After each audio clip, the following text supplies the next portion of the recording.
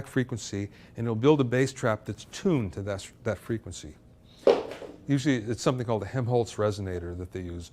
That being said, we don't want to go into any math, do we? We want to stay away from that stuff. So here's an easy way to do it. We just pick one of our corners and we decide to fill it up. We're going to fill it up with wedges of 703 or of rock wool. How do we do that? Well, we just take one of our sheets and we cut it up into triangles. Then we stuff it in the corner and put a piece of fabric over it, and suddenly it looks great. And it's doing the job. And the thing about bass traps is, especially in a small room, which probably you're all dealing with, you can't do it wrong. You can't have too much of it. If you only do two of them, it's great. If you only do one, it's great. If you do all four corners there, it's great. You usually can't get enough of this, so you can't go wrong. So that's just an easy way to make it work. In terms of the front wall, that's one of the places we don't have to do much. If you're away from the front wall, like we talked about before, you're usually okay. If we want to go another step, we'll make the front wall soft. What do I mean by soft? We'll get acoustic panels and we'll put the panels behind each speaker, and that will help.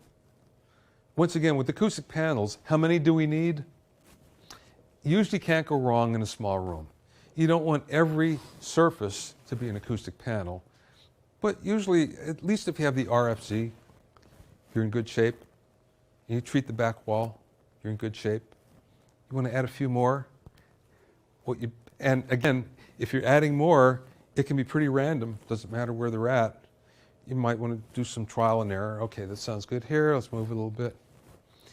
This stuff is not rocket science. All it takes is a little bit of experimentation. It's like when you're in the studio and you're working on a part, and you might have an idea for it, but it takes you a little time to work it out. It's exactly the same thing here, where there are certain principles that we know what to do, but even the best designers, you'd be shocked how much is experimentation at the end. You hire a real expensive designer to build a control room, and when he spends a week taking the console an inch, an inch, an inch, an inch, an inch, then you're going to say, well, wait a second, I could have done that and have to pay him. But that's exactly what happens.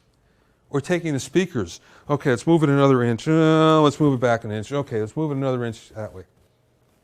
That's what ends up happening, because there's only so much that we can measure when it's all said and done. So, what are the things we learned? They're available in the new App Store for iMessage, along with some other great apps. And you can easily use these apps to create, to share content, to make payments, and more, all without leaving messages. So that's a quick update on iOS 10, the world's most advanced mobile operating system with some incredible new features. Now, of course, the world's most advanced mobile operating system deserves the most advanced smartphone. And here it is.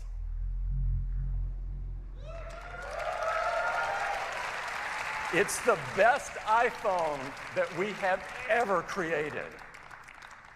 This is iPhone 7.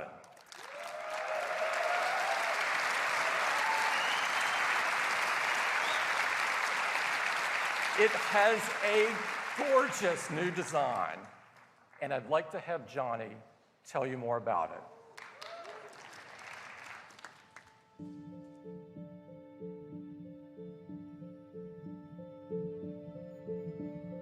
We have created a product that is the most deliberate evolution of our original founding design.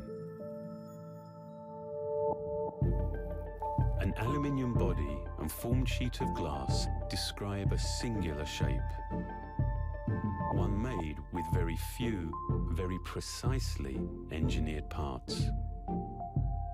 our obsession remains to continuously simplify and improve. From sculpting the camera housing directly out of the aluminium body to embedding the antenna within the enclosure, essentially making it disappear. Each refinement serves to bring absolute unity and efficiency to the design.